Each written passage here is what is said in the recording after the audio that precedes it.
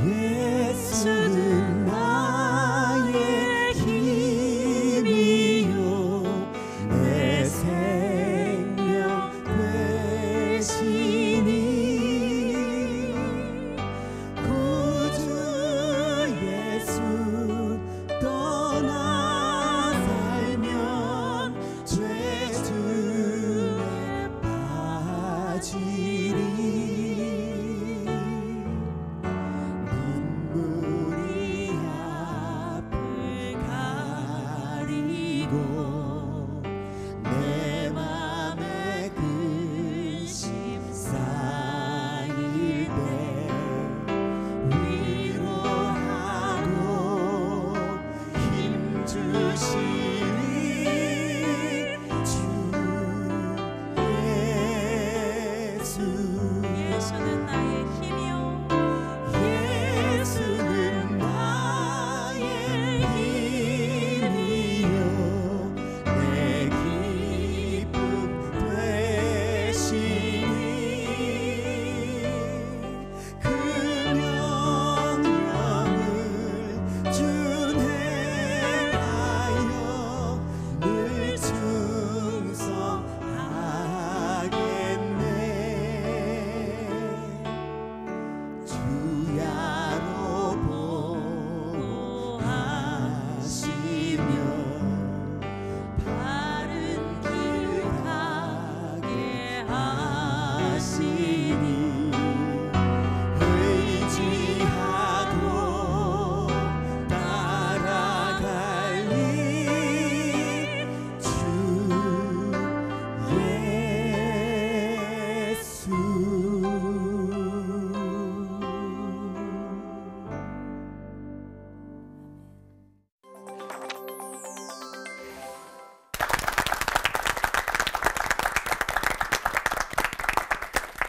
내게 힘이시오 생명 주시는 주 예수만 꼭 붙잡고 따라간다면 무슨 문제가 있겠습니까마는 우리가 사는 현실에서는 정말 다양한 문제들을 만나게 되고요. 막막해질 때가 많이 있습니다. 그런 문제들을 풀어놓고 나눌 수 있는 곳 CBS 올포원 저는 진행을 맡은 아나운서 장주희고요. 오늘도 우리의 문제를 함께 나누어 주실 패널 세 분 그리고 방청객 여러분 잘 오셨습니다. 반갑습니다.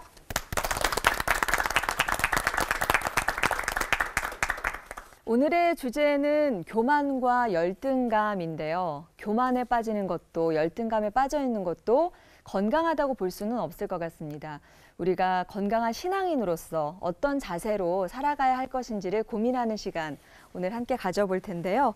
건강한 자아상을 갖기 위해선 어떻게 해야 될지 힘들고 풀기 어려운 문제 세 분의 목사님과 함께라면 잘 풀 수 있을 것 같습니다. 자, 세 분의 목사님 소개해 드릴 텐데요. 나비처럼 날아서 벌처럼 쏘듯이 빠르고 시원하게 해결하고 가십니다. 김관선 목사님 모셨고요. 이분한테는 열등감은 없으실 것 같은데 김문우 목사님의 설교도 궁금하죠. 그리고 늘 문제점과 또 해결점을 정확하게 짚어주시는 서정호 목사님 오늘도 도와주실 거라 기대하겠습니다. 자, 교만과 열등감의 해법을 찾아서 세 분의 설교 들어보도록 하겠습니다.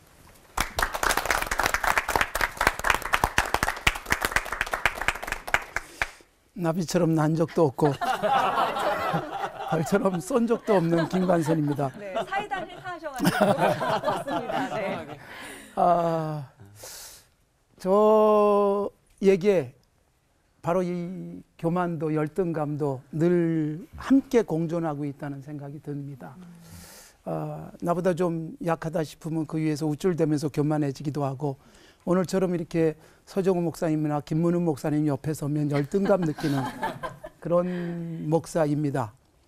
사실 조금 남들 앞에서 이렇게 잘 나간다고 생각될 때 늘 우쭐할 수 있거든요. 네. 그런데 오늘 실수한 것 때문에 사실 이렇게 우쭐대기를 좋아하는 사람은 작은 실수에도 상당히 오랫동안 고민하고 거기서 빠져나오는 게 쉽지 않습니다. 목사의 경우 훨씬 더 많을지 몰라요. 늘 높은 강단에서 이렇게 설교를 하는데 설교를 오늘 망쳤다 싶을 때가 있잖아요. 그러면 왠지 거기서 내려오는 것 자체가 막 쉽지가 않아요. 그런데 놀랍게도요. 네. 이게 그래도 내려가야지 어떡하겠어요. 내려온단 말이에요. 그리고 또 그때는 표정 관리 더 잘하는 거죠. 당당하게 딱 나왔는데 놀랍게 하나님이 위로를 하세요. 오늘은 정말 내 의도대로 설교가 안 됐다 싶은데 그날따라 제 손을 잡고 목사님 지난 한 주간 동안 제게 고민하던 문제가 깨끗하게 해결됐어요. 이 순간 위로가 되고 그 사이에 또 우쭐대기 시작해요. 이렇게 롤러코스터 타듯이 교만과 또 열등감 사이를 오가는 게 인생인지도 모르겠습니다. 제가 그 어린 시절부터 그 학교 다닐 땐 줄을 서면 늘 앞에 섰습니다. 키가 크질 않아가지고. 이게 사실 큰 사람들 앞에 서면 늘 열등감처럼 느껴졌습니다. 하나님이 제게 위로해 주시기 위해서 제 배우자를 저보다 8cm 큰 사람을 만나서 살게 하셨습니다. 그래서 제 아내하고 이렇게 결혼하고 난 다음부터 걸어 다닐 때마다 꽤 우쭐했어요. 나 이런 사람이야. 네. 그런데 이제 큰아이가 태어나고 큰아이가 중학교 1학년이 될 때부터 제가 우리 집에서 둘째로 크다가 셋째로 큰 사람이 됐습니다. 제 아들은 제 아내보다 12cm가 큽니다. 네, 그리고 제 딸은 저보다 5cm가 커요. 우리 집에서 제가 제일 귀엽습니다. 이렇게 식구들 다 이렇게 거느리고 다닐 때면 저는 이제 예전에 컴플렉스처럼 생각되던 작아서 열등감 느끼던 게 이제는 좀 괜찮아지더라고요. 그러니까 사람이요, 뭐 조금 낫다 싶으면 우쭐대고 조금 못하다 싶으면 그 옆에서 길을 펴지 못하는 이 두 가지 생각이 늘 공존한다는 생각이 목사임에도 여전히 있다는 것이지요. 제가 지난 시간에 우리 김원우 목사님이 설교하시면서 베드로에 대한 말씀을 많이 하셨는데 오늘 베드로 이야기를 좀 하려고 합니다. 베드로에게도 이 열등감과 그리고 교만함이 늘 공존하지 않았나 그런 생각이 듭니다. 제가 오늘 본문으로 잡은 말씀이 사도행전 3장의 말씀이에요. 나면서부터 걷지 못했던 사람을 예수님의 이름의 능력으로 벌떡 일으키잖아요. 근데 이때 그 성전에 올라가던 베드로와 요한에게 구걸하던 그 나면서부터 걷지 못했던 사람에게 베드로 사도가 대표로 말을 하잖아요. 은과 금은 내게 없지만. 여러분 생각해 보십시오. 상당히 많은 사람들이 이 금전적 열등감을 갖고 살아갑니다. 더군다나 이 자본주의 사회에 그리고 소득이 3만 불이 되어진 우리 사회 속에서 사실 경제적으로 조금 열등하다 싶으면 이게 얼마나 사람 주눅들게 만듭니까? 그래서 여러분 이 돈이 없기 때문에 이 열등감을 이 뭘로 표시를 하고 살아가느냐? 요즘에 소비 행태가 굉장히 달라졌대요. 예전에 비싼 명품은 돈이 있어야 사잖아요. 그런데 여러분 비싼 명품을 돈이 있는 사람만 사는 게 아니라 이제는 돈이 없는 사람도 구매를 하는 거예요. 심지어 대학생들이 알바를 해가지고 비싼 가방을 듭니다. 그게 뭘까요? 열등감을 그렇게 커버하고 싶은 생각도 있을지 모르겠습니다. 베드로, 요한, 당시 초대교회 은과 금이 없었어요. 그래서 은과 금, 즉 물질적 힘 때문에 열등감에 빠질 수 있잖아요. 그런데 베드로, 요한, 여타의 제자들, 초대교회 성도들 물질이 내게 많지 않은 것 때문에 열등감 가진 게 아니었어요. 왜냐하면 내게 은과 금은 없지만 세상은 도무지 흉내낼 수 없는 진정한 힘이 있다. 은과 금으로도 해결이 안 되는 문제를 해결할 수 있는 힘이 있다. 그게 무엇이었느냐? 나사렛 예수 그리스도의 이름의 능력이었습니다. 그게 열등감을 치료해 주는 거죠. 오히려 열등한 사람들을 벌떡 일으킬 수 있었습니다. 그런데 보십시오. 이렇게 열등감을 갖지 않고 은과 금 없지만 내게 있는 그것이 있다. 그거로 나면서부터 걷지 못한 사람은 벌떡 일으켰는데 그 다음에 무슨 일이 일어납니까? 이 사도행전 3장을 쭉 읽어보면 수많은 사람들이 몰려왔어요. 누구를 구경하는 거죠? 베드로와 요한을 보면서 베드로와 요한의 능력 앞에 사람들이 와 함성을 지르면서 그들을 쳐다볼 때 이때가 무슨 순간이에요? 우쭐할 수 있는 시간이잖아요. 교만할 수 있는 시간. 그런데 여러분 이때 베드로 사도가 왜 우리를 쳐다보니? 우리의 힘이 아니야. 우쭐대고 교만해진 게 아니라 나사렛 예수님을 바라봐라. 그분의 능력이었다. 그러니까 여러분 이 베드로가 완전히 건강해진 상태를 보여주는 거예요. 교만도 뛰어넘고 열등감도 뛰어넘은 모습을 보여주죠. 은과 금이 없지만 열등감을 갖지 않았고 그 예수 그리스도 이름의 능력으로 큰일을 했을 때 그것 가지고 우쭐대지도 않는 그 상태로 올라갔죠. 거슬러 올라가서 시몬 베드로의 처음의 모습을 보시면 요한복음 1장에서 예수님을 시몬 베드로가 지난 시간에 우리가 살폈던 대로 안드레에 의해서 예수님께 나가요. 그때 예수님이 야, 이 보잘것없는 녀석을 무시하지 않습니다. 장차 개발하리라. 미래를 확 열어줘요. 사실 물고기 잡으면서 평생 살고 이렇게 살다 죽을 것이라고 생각했던 그에게 열등감이 없었겠습니까? 그런데 예수님 딱 만나는 그 순간 미래가 확 열리죠. 지금 내가 가난하고 지금은 내가 이렇게 살지만 야, 내 미래가 예수님 안에서 이렇게 열린다고 하는 그 메시지를 가슴에 아는 시몬 베드로는 거기서 자신감 있게 살아갈 수 있을지 모르겠어요. 그렇게 됐을 겁니다. 그런데 여러분, 그 뒤에 베드로의 이야기들을 보면 여러분, 예수님에게 주는 그리스도시요 살아계신 하나님의 아들입니다라는 고백을 딱 했을 때 예수님이 빙고 그랬어요. 야, 기가 막히다. 맞다. 그래서 우쭐할 뻔했잖아요. 그런데 뭐라고 말씀하세요? 이걸 너에게 알게 한 분은 네가 아니고 하늘에 계신 아버지가 너에게 알게 한 거야. 그러니까 내가 남보다 잘 알고 제대로 된 믿음을 가졌다 할지라도 우쭐댈 이유가 없다. 그렇게 예수님이 바로 예방약을 그에게 투여하시죠. 그러고 나서 예수님이 십자가 말씀을 하자 바로 또 예수님에게 매달리면서 그런 일이 일어나면 안 되죠. 그러자 예수님이 뭐라고 말씀하세요? 사탄아 내 뒤로 물러가라. 보십시오. 요 마태복음 16장에서도 보면 베드로 사도가 우쭐댈 수 있고 또 베드로 사도가 잘못된 길을 갈 수 있을 때 예수님이 컨트롤을 정확하게 하세요. 지금 이거는 사탄을 돕는 일이야 라고 깨우쳐 주기도 하고 네가 우쭐댈 것이 아니라 하나님의 은혜야 라고 깨우쳐 주면서 시몬 베드로를 바로 잡아 주시잖아요. 그가 예수님이 십자가에 못 박히기 직전에 너희가 다 나를 버릴 것이다 라고 말할 때 베드로가 유일하게 큰 소리 치잖아요. 다 버려도 나만은 이 교만이잖아요. 근데 그 교만이 여지없이 곤두박질합니다. 다 버리고 도망가죠. 베드로 결국 예수님을 3번이나 부인합니다. 그때 여러분 얼마나 초라했겠어요. 부활하신 예수님을 만났을 때 예수님과 눈도 마주치지 못했을 그에게 예수님이 다시 그 열등감을 치료하시고 사랑을 고백하게 하시고 다시 믿어주시고 다시 세워주시잖아요. 그러고 난 다음에 정말 예수님이 약속하신 성령의 충만함을 받고 난 다음에 없어도 열등감에 시달리지 않고 큰일을 해도 교만하지 않을 수 있는 상태로 가지 않습니까?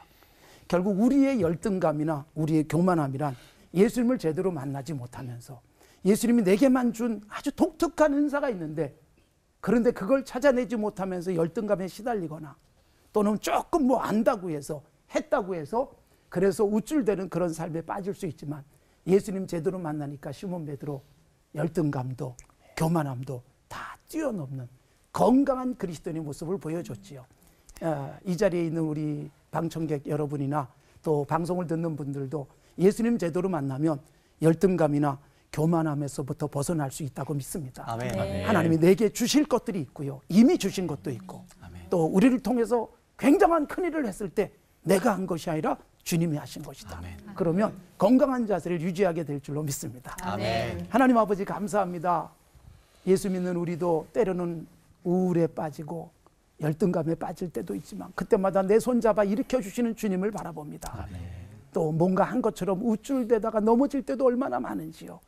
우리들에게 그럴 때마다 깨우쳐 주시며 교만해지지 않도록 나를 제어해 주시는 주님을 바라보며 건강한 그리스도인으로서의 삶을 살아가게 하옵소서. 아멘. 예수님의 이름으로 기도드리옵나이다. 아멘. 아멘.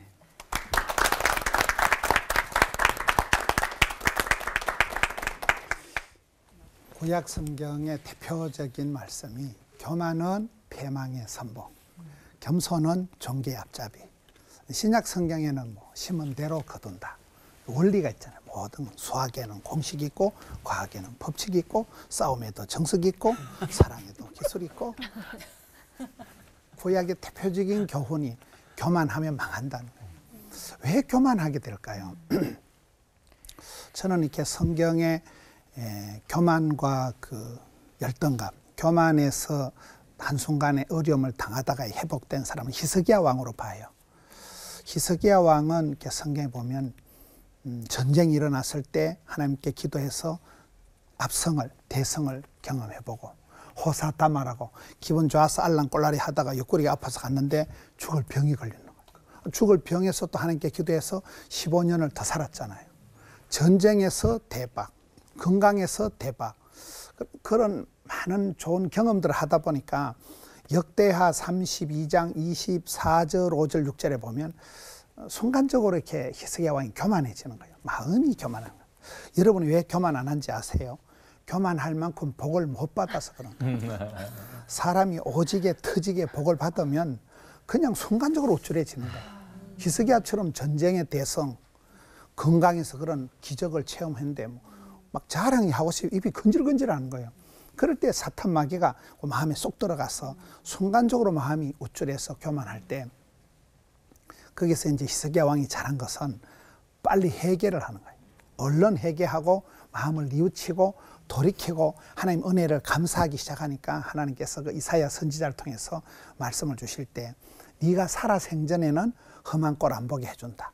네가 네 눈으로 네 살아 생전에는 어려운 일 안 당하게 내가 네 살아 생전에 복을 주겠다. 그런 참 특별한 복을 받은 사람이 히스기야 왕이에요. 히스기야 왕은 교만도 해보고 또 회개도 해보고, 제가 저에게 어떤 권사님 집에 신방을 가봤는데 권사님 집에 가보니 오바하지 말자 그렇더라고요. 남편은 학교 교사고 이 권사님은 굉장히 이렇게 지혜로운 가정이에요. 아주 화목한 가정인데 남편이 학교 교사인데 그 집에 가보니 오바하지 말자. 하나님보다 성령보다 앞서지 말자. 기도보다 앞서지 말자. 항상 좌로나 우로나 치우치는 그 밸런스를 유지하자는데 참 구호가 멋있잖아요. 가보니 교만과 겸손은 이 열등감이라는 건 이건 종이 한 장 차이라고 보는 거예요. 근데 오히려 그 콤플렉스가 스타렉스가 된다. 스트레스가 양념이 된다. 저 같은 경우는 제가 왜 이렇게 목회를 잘하는가 하면 제가 엄청 콤플렉스가 많아서 그래요. 제가 어릴 때 외모에 대한 콤플렉스가, 제가 어릴 때 별명이 말상이다. 말상. 얼굴이 제가 길어요. 그래서 말대가리 말상 이런데 창세기 1장 26절에 보니까 이게 말상이 아니고 하나님이 형상이더라고요. 말상하고 형상은 달라요. 그래서 저는 이렇게 제가 살아가면서 이렇게 하나님의 은사와 부르시면 후회하심이 없다. 주신 대로 받은 대로 생긴 대로 살아가면 된다. 내가 뭐 이렇게 태어나려고 작정기도 한 적도 없고, 제가 시골에 태어나려고 뭐 작정기도 한 적도 없고, 태어나고 보니까 사투리가 심한 촌사람이고 또 얼굴도 이런 말대가리 같이 생겼지만은 이 정도 잘생긴 말상 봤어? 없어. 그래서 이제 주신 대로 살아가자. 하나님의 부르시면은 하나님은 다 뜻이 계셔서 나를 요렇게럼 제작, 제품을 만들었기 때문에 나는 주신 대로 살자. 이렇게 해보니까 되더라고요. 저는 오히려 너무 처음부터 이렇게 겸손하려고 하면 그게 뻥이라고 보는 거예요. 그냥 있는 그대로 하나님 앞에 살다 보면 때로는 엎어지고 실수하고 창피당하고 그런 과정을 통해서 서서히 만들어지는 거예요. 서서히 이게 하나님이 우리를 중심을 잡아주신다고 보는 거예요. 제가 만난 사람 중에 지금 우리나라 군인 중에 제일 높은 사람 한 분이 있어요. 별이 4개예요. 근데 그분의 부대에 가보니까 구호가 멋있더라고요. 따라합시다. 비비불불 하지 말고, 용감 미인 대칭하라. 비교하지 마라, 비판하지 마라, 불평하지 마라, 불만하지 마라. 이게 비비불불이에요. 비교하는 통에 자꾸 비참해지는 거예요. 왜 저희는 키가 크고 나는 왜 이렇게 숏다리일까? 왜 저희는 IQ가 좋고 나는 이렇게 바보 같을까? 그래. 비교하면 비참하게 되겠대요. 비판은 심판은 하나님만 하신다. 우리는 사랑하고 존경하고 섬기고 이러다 보면 되는 거예요. 행악자리에서 불평하지 마라. 네 마음만 까칠해지고 네 입만 험해지지. 사랑하고 섬기고 이러는 가운데서 이 세상에선 그런 말이 있어요. 하나님을 보면 믿음이 생기고 사람을 보면 열등감이 생긴다. 성경을 보면 우리가 믿음이 생기지만은 사람 말을 들으면 이 말 듣고 이리 가고 저 말 듣고 저리 가다가 우리가 자꾸 열등감에 빠지는 거예요. 비교 선상에 놓여지는 거예요. 그래서 성경에는 교만해지지 않도록 저는 이게 수위 조절을 잘해야 된다고. 수위 조절. 배가 운행을 할 때 평형수가 잘 되면 전복이 안 된대. 근데 평형수가 없어지면 배가 순간적으로 넘어지는 거예요. 마음의 수위 조절, 기고만장, 아나, 무인, 오만, 방자 쪽으로 교만해지지 않도록 늘 하나님 앞에 히스기야처럼 얼른 뉘우치고 얼른 회개하고 얼른 돌이키면 빨리 평형수가 유지가 되어서 겸손을 감당하고 성실을 감당하면 그 사람 어디 가든지 사랑받고 축복받고 귀염둥이, 예쁜둥이, 우리 자기, 한국도 자기, 행남자기. 기도합시다. 하나님 아버지, 저희들을 이렇게 만들어 주셔서 이 험한 땅에 보내어 주셔서 사랑해 주시고 여기까지 인도해 주시니 감사합니다. 주님의 부르심과 은사를 통하여 늘 감사함으로 또 하루를 감당하고 성실을, 겸손을 감당해서 교만의 지경에 이르지 않도록 저희들을 늘 은총 베풀어 주시옵소서. 아멘. 예수님 이름으로 기도하옵나이다. 아멘.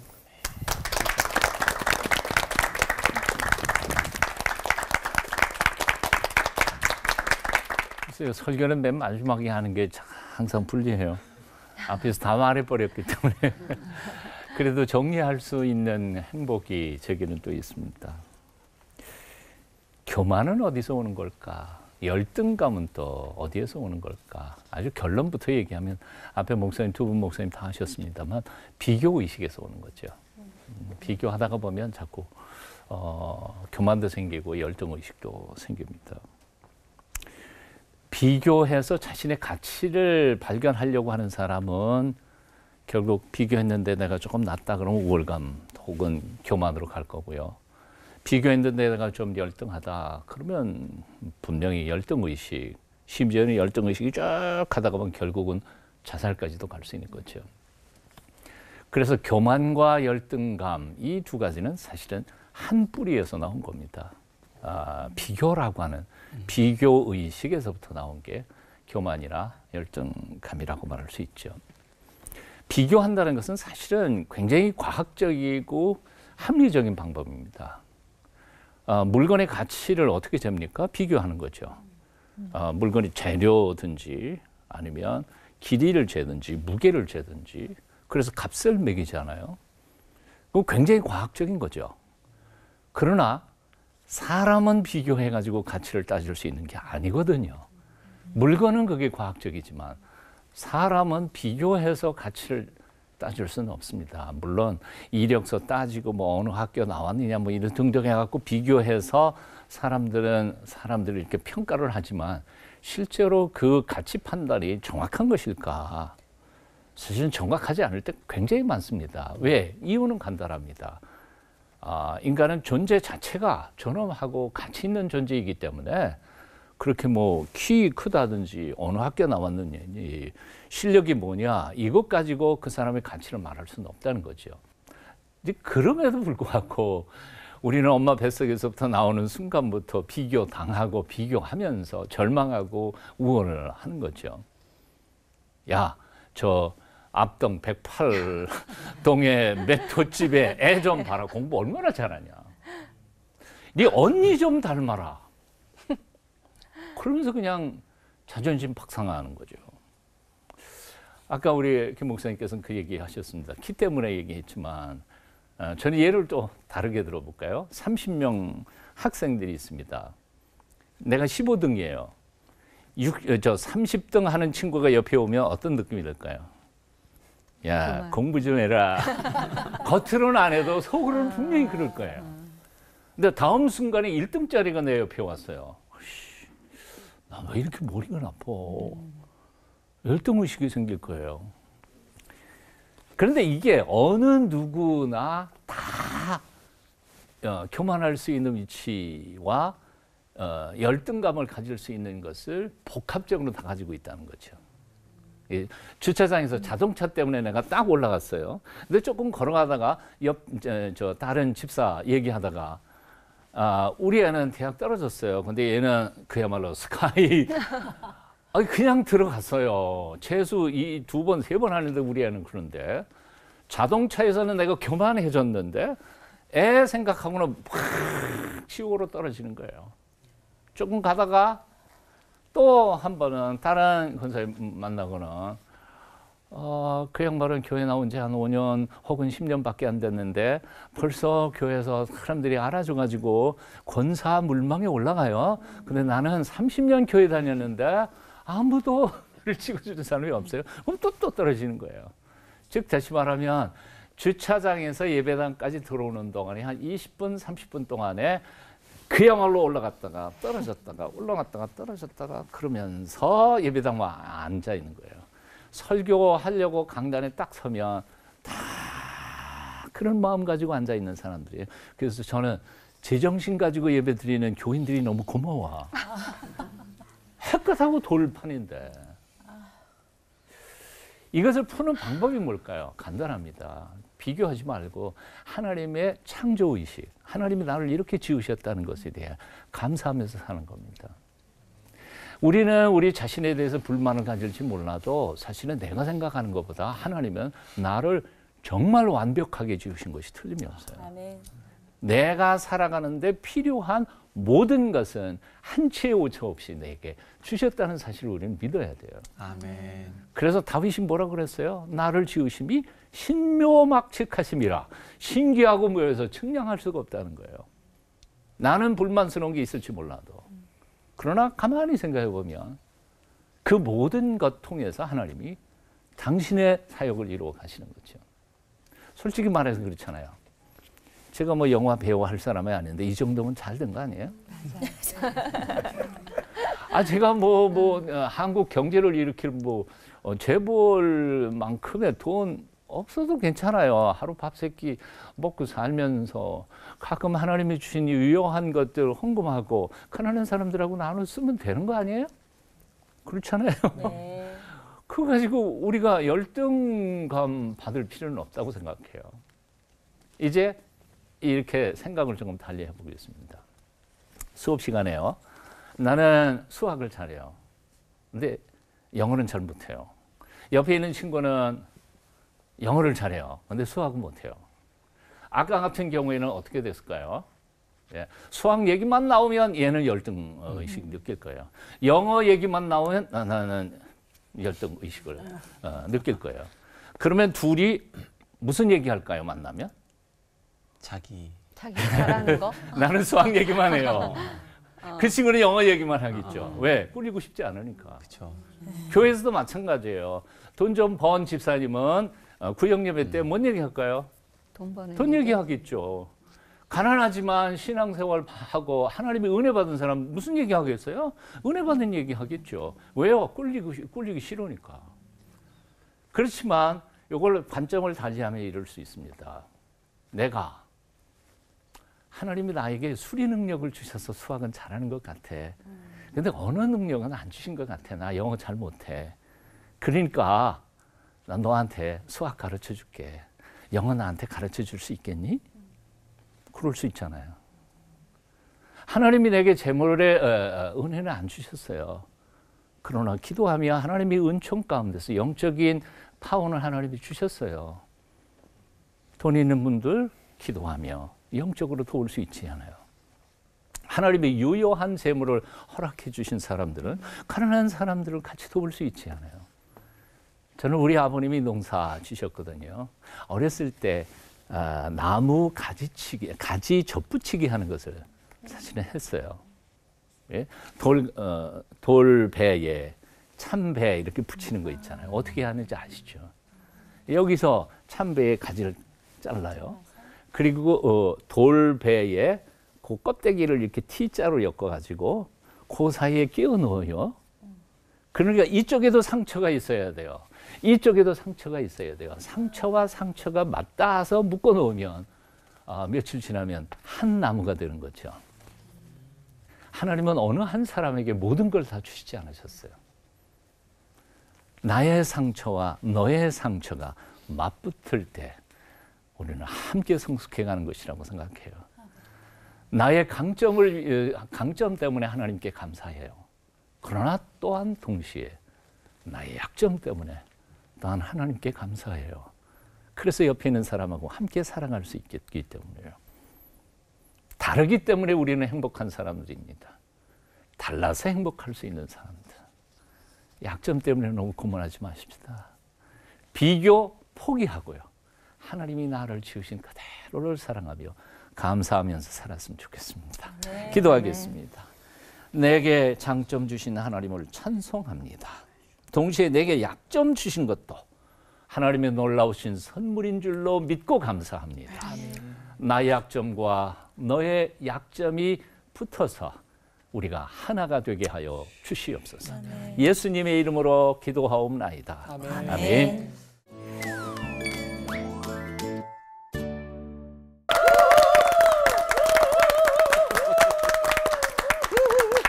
기대했던 것처럼 세 분의 설교자께서 교만과 열등감이라는 키워드를 정말 은혜롭게 풀어주신 것 같아요. 들으면서 아, 하나님께서 나를 이렇게 창조하신 거구나라는 걸 알면서 조금 건강한 그 마음을 회복할 수 있었습니다. 세 분은 어떻게 들으셨어요? 저 같은 경우에는 그 말씀 중에 비교하면 비참해진다가 되게 많이 와닿았어요. 그래서 열등감이 이제 숫자 1에서부터 10이 이제 열등감이면 내가 오늘 설교를 듣고 1등감으로 바뀌어야 되겠다. 그래서 오늘 느끼면서 나는 1등 신랑감도 돼야 되겠다. 1등감 신부, 그러게, 1등 1등 신랑감. 신랑감. 근데 또 이렇게 네. 되면 이게 또 교만이거든요. 이렇게 열등감이 연결. 바뀌어서 또 이렇게 가버리면 돼서 김광선 목사님 말씀처럼 이 왔다 갔다를 중립적으로 잘 해야 되겠다. 잘 생각해야 잘 돼요. 생각해. 또 교만해질까 봐. 네. 설교를 다 하네 혼자. 조 목사입니다. 그러게요. 예. 제가 오늘 이 교만에 대한 주제이기 때문에 제가 한번 퀴즈를 한번 준비해봤습니다. 퀴즈요? 오, 네. 예. 성경 전체에 이 교만이라는 단어가 좀 단순한 퀴즈지만 몇 번 나올까? 오. 네. 이거 대략이라도 목사님들도 한번. 사실 모르실 수 있을 것 목사님들은 같아요. 맞히시면 안 나도 되고요. 모르겠네. 아, 그래요? 솔직히 많이 나와요. 네. 생각 못 많이, 해봤는데. 많이 나오면은 이제 교만이니까 한 9만 정도? 9만까지는 너무 갖고. 네. 300번? 예, 네. 그 정도면 그 예, 정도면 많은 거의 거 아닐까? 얼추 맞으신 것 같아요. 진짜요? 132번. 오, 진짜 많이 나오네요. 그만큼 이제 성경에서 사실은 이 쓸데없는 얘기는 절대 다루지 않는 이 성경에서 132번을 다뤘다는 거는 정말 중요하고 관심 가지는 단어라는 생각이 드는데요. 정말 긍정적으로 쓰인 경우는 단 한 번도 없는 것 같습니다. 그렇죠. 네, 네. 교만이 132번 나오거든요. 잘 기억해둬야지. 어. 근데 교만하면 아까 목사님께서 말씀하셨던 것처럼 교만은 멸망의 선봉이다라는 말이 딱 생각이 나서 멸망한다는 거잖아요. 너무 무서운 말이에요. 이목 그렇죠. 볼 때마다 정신이 바짝 나는 네. 거예요. 그런데 또 세상이 말하는 교만과 또 성경이 말하는 교만이 좀 다른 것 같아가지고 목사님 세 분께 한번 여쭤보고 싶어요. 세상이 말하는 교만과 성경적 교만이 어떻게 다른지 좀 여쭤보고 싶습니다. 되게 어려운 질문이에요. 어려운 질문. 공부들 많이 하고 오신 것 같아요, 오늘. 그죠? 어느 부분 맞죠? 두 분이 말씀하시는 겸손하시게. 오늘은 보니까 저쪽이 목사 같고 저 목사. 동방 목사. 동방 목사. 저는 동방 박사. 생각할 네. 때 이제 그 세상의 교만은 뭐 지잘난 체하고 그런 인간적으로 잘난 체하는 사람들이 교만이라면 성경의 어떤 크리스찬을 향해 교만은 좀 이렇게 외식하고 의인인 체하고 좀 그런 그 받은 은혜를 가지고 자기가 감당은 안 하고 남을 막 율법적으로 비판하고 하는 그게 또 교만한 게 아닌가. 바리새인 같은 바리새인 그런 같이. 교만. 네. 세상 사람들은 돈 많으면 이렇게 교만해지기도 하잖아요. 네. 근데 돈도 없으면서 기도만 한다고 교만해지는 사람도 있어요. 난 기도 제일 많이 하는 사람이야, 이것도. 믿음 좋은 사람이다라는 그게 거를. 무슨 그 기도 많이 하면 그렇게 안 될 텐데. 진짜 기도를 제대로 한다면. 그러네요. 그런 말이 있잖아요. 가진 것 없이 교만하다. 근데 안 가진 사람은 교만할 것 같지 않지만 그러나 나름대로 자기가 교만할 건덕지 하나를 쥐고 있거든요. 그거 가지고 비교하는. 근거 없는 자신감. 그렇죠. 없는 자신감. 근데 자신감은 사실 필요한데 예, 자신감과 교만의 그 차이가 굉장히 미묘한 것 같아요. 맞습니다. 네. 역시나 또 한번 예. 성경을 또 이제 자세히 들여다보는 게 또 필요한 것 같아요. 너무 중요한 것은 결국엔 성경에서 찾아내야 되는데 성경 인물 중에서 찾아보는 거 또 여쭤보고 싶어요. 교만으로 대표되는 인물들은 누구인가? 언뜻 떠오르는 사람들이 있기는 하지만 목사님들께서 좀 간추려서 한번 말씀을 해주시면 좋겠어서 여쭤보도록 할게요. 성경에서 있는 대표적인 교만한 사람들에 대해서. 이스라엘 첫 번째 왕이 사울이잖아요. 네네. 사울이 왕으로 기름 부음 받을 때는 겸손했다고요. 그렇죠. 그가 왕으로 뽑히니까 막 들어가 숨잖아요. 그 정도로 겸손했는데 맞아. 그게 이제 우쭐대기 시작하는 거죠. 네. 13장, 15장 등에서 이제 그런 일이 일어나거든요. 제사장밖에 할 수 없는 제사를 나라고 못해 13장 사무엘상 15장 가면은 하나님이 이기게 하셨는데 제일 먼저 자기를 위해서 기념비를 세우죠. 하나님이 이기게 하셨는데 그때부터 이제 이 교만함이 쭉 지속되죠. 그리고 이제 다윗을 만나면서 열등감이라는 교만이에요. 다윗은 해냈는데 자기는 못했잖아요. 맞아요. 그리고 사람들이 막 다윗을 찬송하기 시작하니까 그때부터 다윗을 관심 있게 들여다보면서 죽이려고 하죠. 그게 왕관을 빼앗길까봐, 내 자리를 잃을까봐. 이게 교만함을 유지하고 싶은데 위태해지니까 결국 마지막은 비참하게 새 아들과 함께 죽죠. 그런 모습이 우리에게 굉장히 큰 교훈이고 우리도 그럴 수 있기 때문에 기록하고 있는 거고, 아까 교만이라는 단어가 132번이나 나온다 그랬는데 그만큼 그럴 수 있는 가능성이 많으니까 가장 많이 경고하시지 않았을까. 처음부터 그런 게 아니라 사람이 계속해서 성찰하지 않고 하나님께 제대로 회개하지 않으면 누구나 처할 수 있는 상황이다. 그런 생각이 드네요. 그러니까 교만, 네, 성찰이라는 말씀 잘 하셨는데요. 깨어 있음이 굉장히 중요한 거죠. 매 순간 깨어 있지 않다면 나도 너도 뭐 예외는 없을 거라고 생각합니다. 네. 교만한 것도 사실 옆에 있는 사람들 보면 진짜 피곤하고 힘들고 그런데 저는 열등감 문제도 굉장히 힘든다고 생각해요. 열등감에 빠져 있는 사람 말이죠. 열등감 이야기로 좀 넘어가 볼까요? 사실 청년들도 그런 것 같아요. 청년들도 대화를 하다 보면 카페에 가거나 교회 모임에서 교제를 하다 보면 저도 이제 순장으로서 순원들을 보면은 항상 하는 얘기가 세 가지예요. 신앙, 돈, 여자, 남자 이렇게 되는 거예요. 왜냐하면 결국은 어떻게 하면 우리가 취업을 잘할 수 있을까? 좋은 직장에 다닐 수 있을까? 그리고 어떤 배우자를 만날 수 있을까? 그리고 내가 어떻게 하면 신앙생활을 잘할 수 있을까? 이런 고민들이 많다 보니까 진짜 심리 상담도 많이 받으러 가고 목사님들한테도 조언도 많이 얻으러 가는 그런 모습도 많이 보는 것 같아요.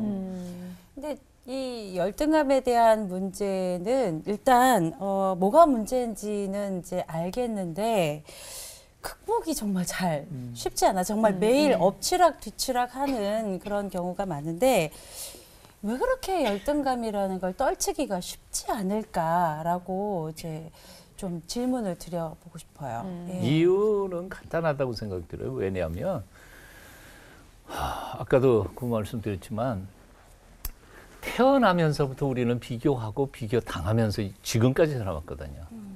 그래서 사실은 성경 공부하다가 숙제를 내줘요. 요 비교 의식, 창조 의식 숙제를 딱 내주고 그동안 왜 불행했었는지 그리고 행복해질 수 있는 길은 뭔지 딱 숙제를 내주고 한 주 뒤에 와가지고 지난 한 주간 동안 얼마나 비교 안 하면서 사셨습니까? 하고 질문해요. 뭐 여전히 비교하고 한 거죠. 비교했다는 이야기는 그만큼 열등의식을 느끼기도 하고 교만도 품고 그럼 굉장히 절망해요. 배운 게 아무런 의미가 없거든.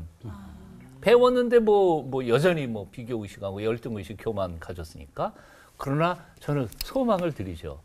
알았다는 것 그 사실 자체가 큰 축복이다. 역시 성찰. 그러나 그것을 지금부터 한 주도 하고 두 주도 하고 한 달 살고 1년 살다가 보면 1년 뒤에는 당신은 지금보다는 훨씬 더 비교를 덜한 사실 하나님이 창조하신 것에 대하여 감사하면서 살아갈 수 있게 될 것이다. 이 비교의식은 하루아침에 뽑을 수는 없을 거예요. 네. 정말 뿌리가 깊고 뿌리가 너무 질긴 깊죠. 것 같아요. 그래서 저는 제일 문제가 뭐냐 하면 엄마 아빠들이 자식들 비교하지 말라는 거죠. 거기서부터 상처받아요. 항상 옆집 아이는 잘하잖아요. 옆집 남편도 잘하고. 엄친아들이 문제라니까요.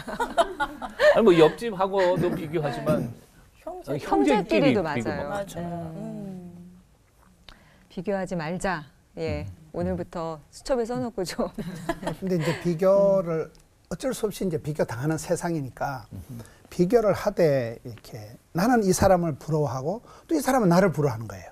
얘기를 한참 해보면 서로 웃기는 거잖아요. 그래서 비교하기도 하고 비교 당하기도 하는데 이제 그런 과정을 통해서 평형수를 찾아가는 거죠. 뭐 사람을 보면 자꾸 이렇게 비교가 되고 하나님을 보면 이제 비교가 아닌 하나님이 독특하게 나를 만드셨다. 하나님의 어떤 그 섭리, 디자인, 하나님의 작품으로서 자꾸 하나님하고 내하고 관계를 생각을 해야 되는데 우리는 어쩔 수 없이 현실이 사람을 자꾸 의식할 수밖에 없기 때문에 그 관점을, 초점을 하나님하고 자꾸 봐. 왜 하나님 나를 이 학교를 보내고 왜 나는 저 인간을 만나게 해서 결혼하게 되고 나는 왜 이럴까?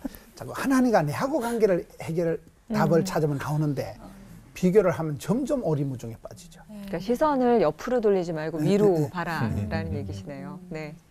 아기가 태어났을 때 네. 얼마나 좋아합니까? 예. 그리고 아기가 이제 벌벌 기기만 해도 막 좋아하고 일어서서 한두 발자국 걷다가 넘어져도 일어선 것 때문에 너무너무 행복해하고 막 그쵸. 박수 쳐주고 온 식구들이 엄마라는 말 한마디를 했을 때 막 너무 좋아하고 또 해봐 또 해봐 근데 또 안 하잖아요. 그런데 그럴 때 막 박수를 보내주고 찬사를 보내줄 때 얼마나 아이가 행복하겠어요. 근데 아이가 점점 크기 시작하면서 엄마들은 계속 욕심을 갖는 거죠.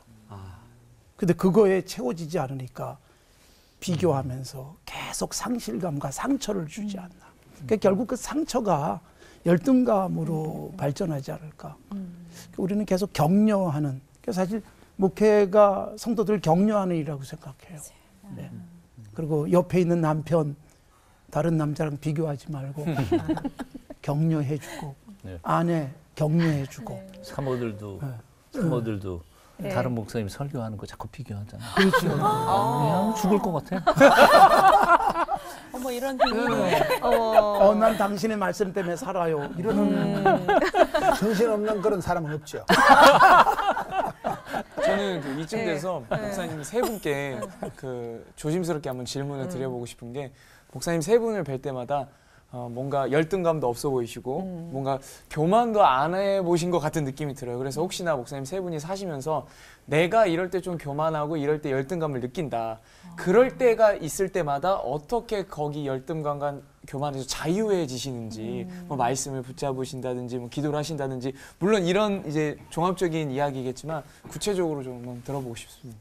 옛날에는 저는 완전히 그 열등감 덩어리였어요. 근데 제가 왜 목회를 잘하느냐, 그 열등감이, 그 쪽팔림이 나를 막 미치게 만드는 거예요. 막 밤에 잠을 못 자게 만들고 막 자꾸 다른 목사님들하고 설교가 비교가 되니까 막 TV 볼 때마다 열받고, 다른 목사님들 잘하는 거 신문 기사 볼 때마다 열받고, 막 이건 막 계속 어떤 면으로 교계 신문을 안 보고 싶어.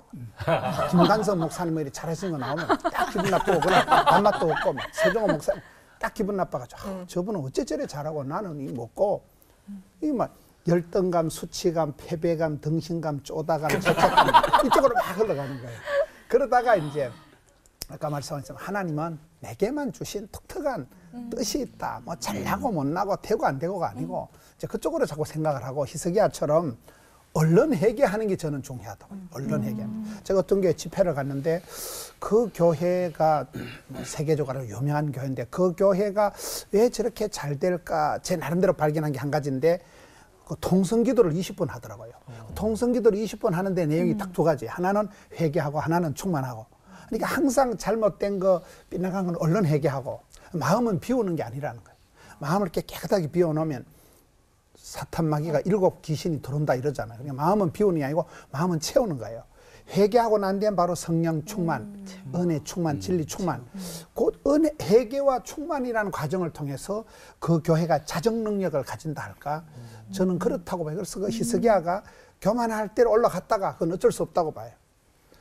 사람이 그 정도 경험을 하고 그 정도 복을 받으면 어쩔 수 없이 교만해진다고 봐요. 그런데 바로 얼른 회개했기 때문에 다시 원위치를 한 것처럼 그 회개와 충만의 과정을 순발력 있게 얼른 회개하고 얼른 감사하고, 그게 오히려 우울증을 이기는 방법, 또 이 열등감에서 벗어나는 방법이 아닌가. 저는 굉장히 내성적이거든요. 그러니까 사실은 신학교 다닐 때에도 나는 앞에 나서 본 적도 없고, 그런데 내 친구들이 그냥 모아가지고 뭐 하자 그러면 나는 끌려가는 수동적인 학생이었고, 다른 친구들이 다 자기 속에 있는 얘기를 해도 나는 못했어요. 왜냐하면 내가 이 고백을 하면 내 친구들이 나에 대해서 그러냐 그러고 오해하기도 하고 평가를 이렇게 할까봐 나는 그게 무서워서 내 속에 있는 걸 드러내지 못했던 사람이죠. 그러니까 열등의식이 얼마나 강했겠어요. 그런데 어느 순간에 내 거를 털어놓고 나의 약점을 드러내놓고 보니까 시원해. 너무 시원해. 이걸 감춰 있을 때는 굉장히 불안하고 이게 뽀록 날까봐 걱정이었는데 딱 털어놓고 함께 듣다가 보니까 너나 나나 다 똑같아. 똑같이 실수하고 똑같이 경험하고. 그러니까 사실 얼만큼 자신의 마음을 열어놓느냐와 그리고 매 순간 나 자신에게 대하여 건강한 모습으로 그리며 또 하나님께서 나를 지으심에 대하여 실수가 절대로 없으실 것을 믿다가 보면 당장은 안 될지 몰라도 점점 좋아질 거라는 생각이 듭니다. 아까 우리 조 목사님이 질문한 그거에 이제 답을 하다가 막 발전을 했거든요. 근데 그 열등감 느꼈을 때 사실 저는 이렇게 어릴 때 목사가 되겠다는 꿈을 가졌는데 초등학교 때. 근데 제일 자신 없는 부분이 뭐였는가 말하기였어요. 그다음에 글쓰기 제일 자신이 없었어요. 그래서 고등학교 다닐 때까지 한 번도 자발적으로 손을 들고 대답해 본 적이 없어요. 이 말이 자신이 없었어. 근데 이게 또 하나는 이런 마음이었던 것 같아요. 틀릴까 봐. 네. 또 사람들에게 비난받을까 봐. 그러니까 이거는 교만이에요, 사실은. 네, 이게 공존에 있었다는 거죠. 또 하나 글쓰기, 이것도 굉장히 주저했어요. 나는 작문 시간이 굉장히 힘들었어요. 그것도 내 글 쓴 것을 누군가가 비웃을까 봐. 이게 또 하나의 교만일지 몰라요. 그런데 그게 이제 열등감이라면 열등감이었는데 나는 말할 줄 몰라, 쓸 줄 몰라라는 생각 때문에 그래서 굉장히 열심히 한 게 뭐냐면 듣기였어요. 또 하나는 읽기였어요. 말하기, 듣기, 쓰기, 읽기에서 말하기도 못하고 쓰기도 못한다고 생각해가지고 듣기를 열심히 하고 읽기를 열심히 했는데 어느 날부터 말 꽤 하더라고요. 그리고 내가 글을 쓰면 잘 썼대요. 그러니까 어느 순간 확 바뀌더라고요. 네. 결국은 열등감이라는 게 자신 없음 또는 비난받을 것에 대한 걱정이죠. 그냥 솔직하게 나를 드러내면 그러니까 난 이렇게밖에 못 써. 최선이야. 나 이렇게밖에 말 못해. 이게 내가 최선을 다한 거야 라고 자신 있게 얘기하기 시작한다면 괜찮아지지 않았을까. 그러나 제게는 못한다고 하는 그것 때문에 열심히 읽고 들으면서 말할 수 있고 뭐 김문우 목사님만큼 못하지만 말할 수 있고 지금 방금 비교를 했습니다. 네. 못하지만 그러나 이렇게 열심히 읽고 쓰다가 결국 말도 하게 되고 읽다가 쓸 수 있게 됐다. 마일리지를 차곡차곡 제대로 쌓으신 거네요. 네. 그러니까 열등감을 굉장히 건강하게 극복하신 것 같아요. 그렇죠? 네. 그 말씀 들으니까 제 경험도 그래요. 저는 말을 잘 못했어요. 말 더듬이였었어요. 그래서 우리 사촌 누이가 항상 제 말을 흉내를 냈어요. 고등학교 3학년 때까지. 고등학교 3학년 때 수업 시간에 그때는 미안합니다. 키가 조금 컸거든. 맨 뒷자리에 앉아 있었는데 열등감을 찌르네.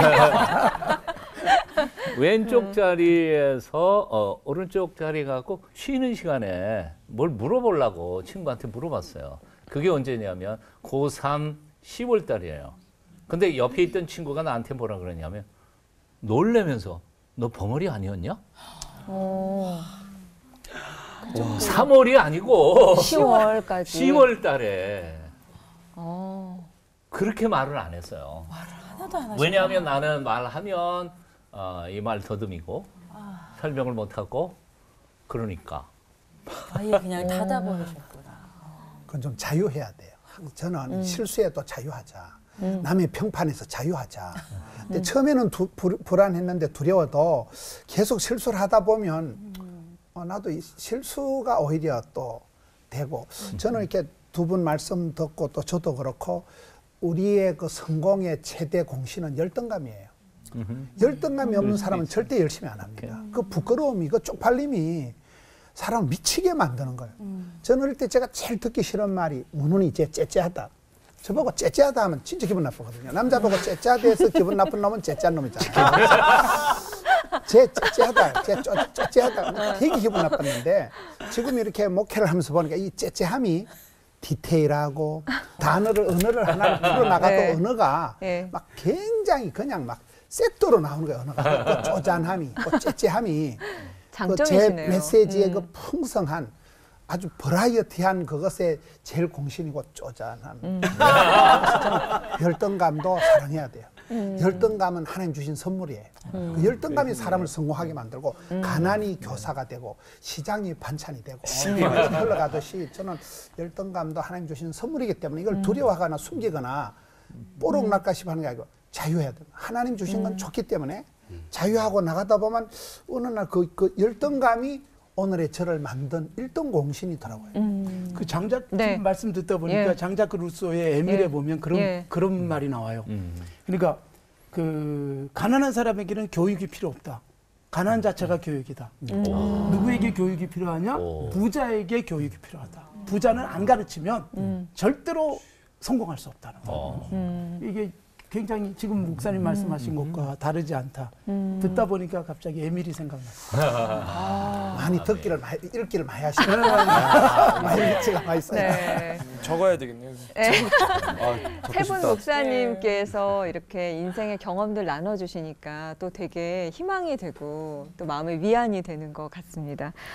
우리도 할 수 있다라는 생각이 들고요. 또 열등감마저도 우리가 성공하기 위해서 극복해내야 될 조건이구나라는 생각을 하게 됐습니다. 세 분 목사님께 감사의 마음 담아서 큰 박수 보내드리겠습니다. 감사합니다.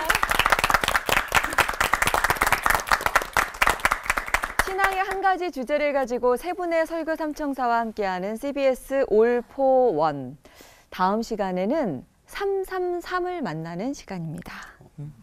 세 분의 설교 삼총사 모실 거고요. 세 분의 패널을 모실 거고요. 그리고 하나이자 셋인 삼위일체 하나님에 대해서 확실하게 알아보는 333 시간을 가질 겁니다. 왜 하나님은 하나이자 셋으로 우리에게 오셨을까 궁금하신 분들 다음 시간 꼭 챙겨보시기 바라고요. 오늘 끝인사는 우리를 이렇게 지으신 하나님 안에서 겸손하고 감사하면서 한 주 보내길 바라면서 외쳐보기로 하죠. 설교로 하나 되는 시간 올포 원!